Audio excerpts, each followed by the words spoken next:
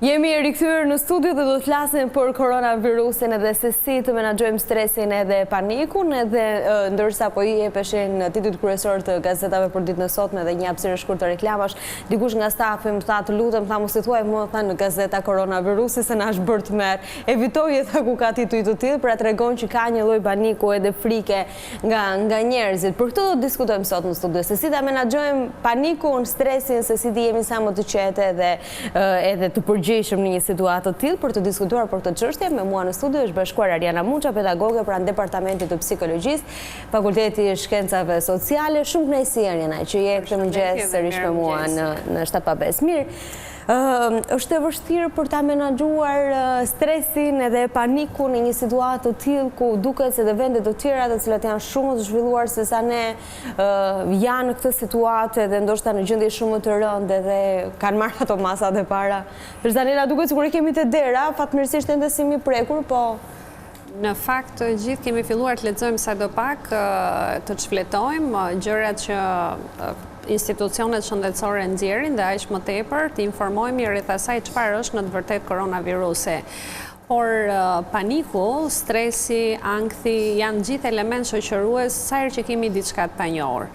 Për aq kohë sa ne e quajmë panjohur sepse nuk është se jemi përballur me atë dhe dim çfarë pasojash ajo ka.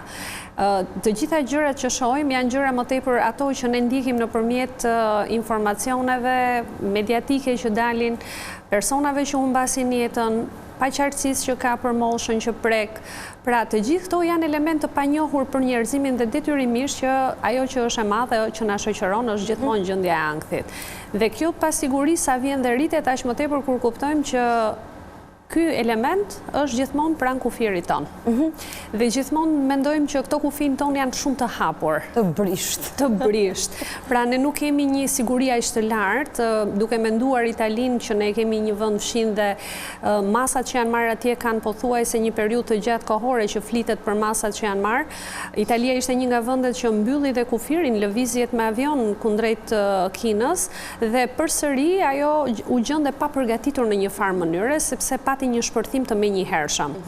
Nëse në për shtetet të tjera patën 1, 2, 3, 4, 5, 6, po themi 10 raste, Italia është një nga vendet që ka dhe numrin më të lartë të vdekjeve.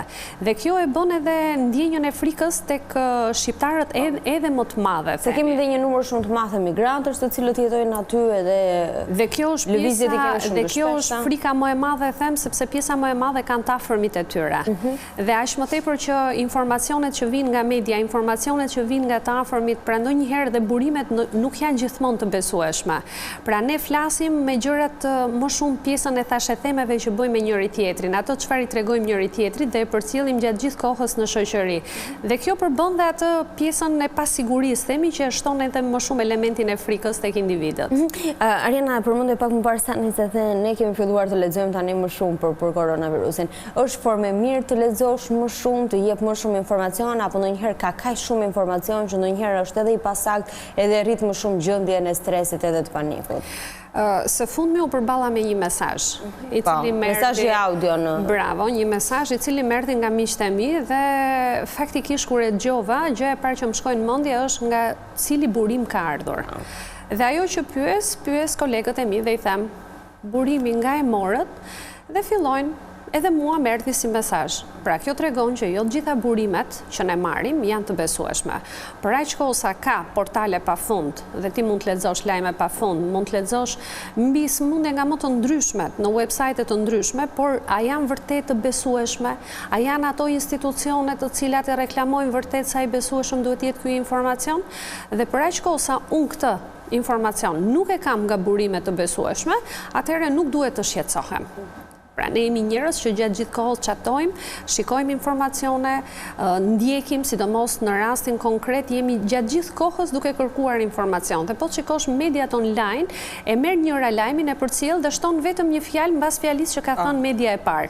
Pra ti e kupton menjëherë që duhet për të bërë një boom, për të bërë një shitje, për të bërë një like më shumë dhe mirë po ata që nuk kuptojnë është që rritet pasiguria tek njerëzit. Frika është shumë e madhe, siç ndodhi me tërmetin, që për efekt të një lajmi, detyrimisht ne patëm edhe një reagim aq të fuqishëm nga gjithë njerëzit, sepse ishte diçka e papritur, ishte diçka e panjohur, ne kishim dëgjuar për tërmetin, por asnjëri nuk i shkonte në mendje se çfarë mund të ndodhte aktualisht. Dhe në momentin që ti përballesh e ke si objekt, atëherë fillon dhe frika të jetë edhe më e madhe. Pse? Është pasiguria për të afërmit që ke, sepse frika është ajo që të shoqëron ty si individ, por ti mund të jesh familjar, mund të kesh fëmijë, mund të kesh prindër, vëllezër, motra, pra e gjithë kjo të kthen ty në një qendje shumë të brisht, e cila këputet që në momentin e parë që përballesh me këto vështirësi.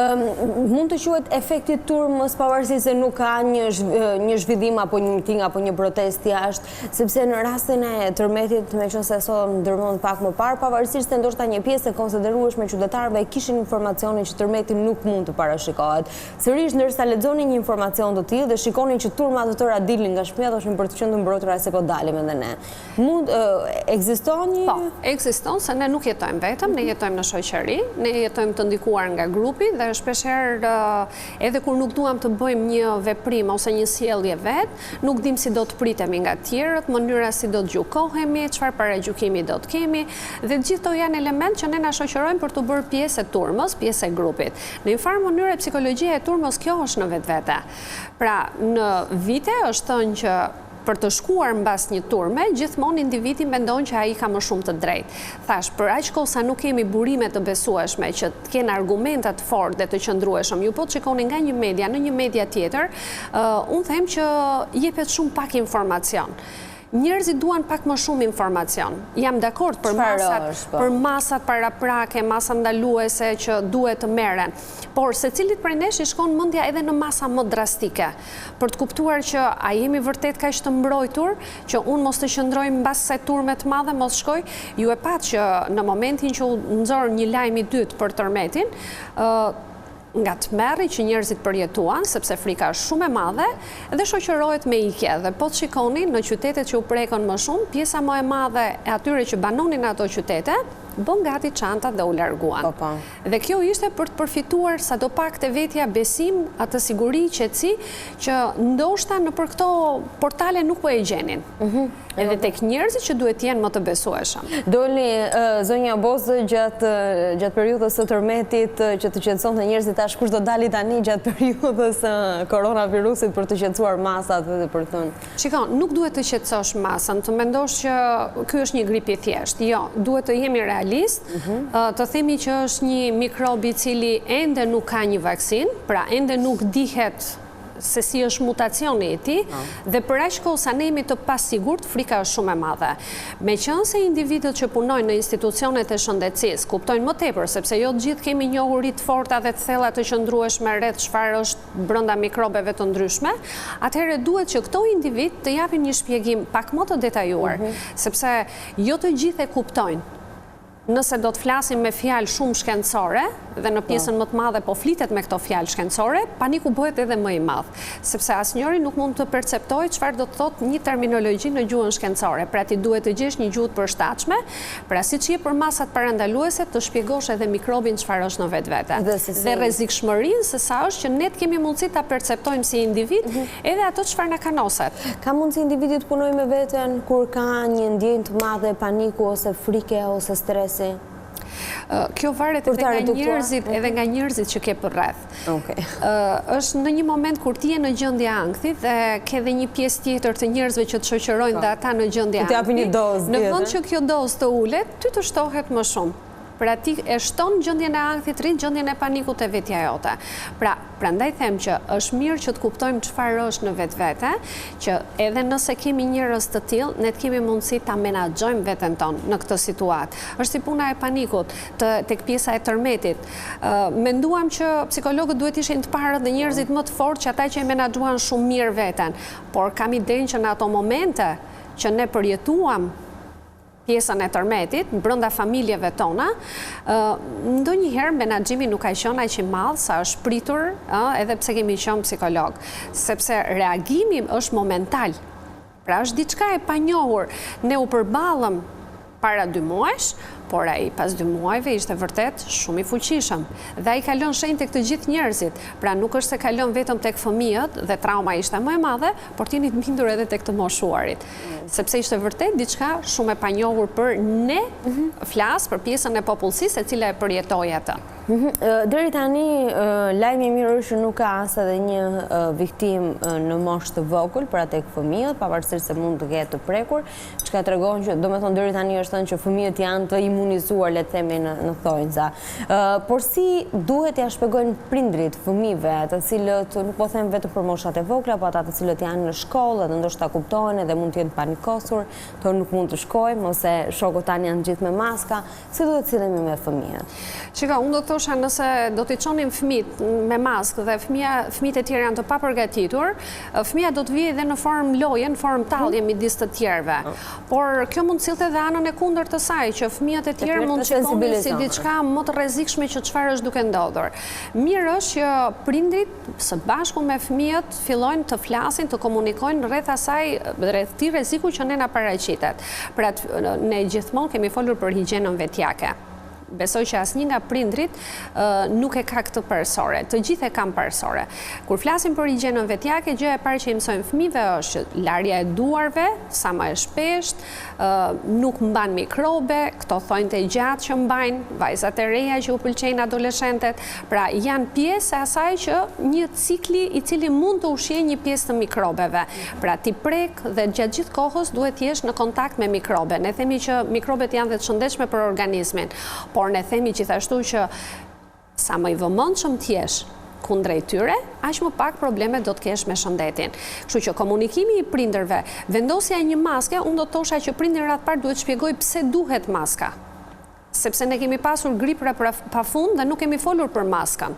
Pra ka një moment që duhet kuptojmë që maska nuk është se erdhi koronavirusi dhe duhet.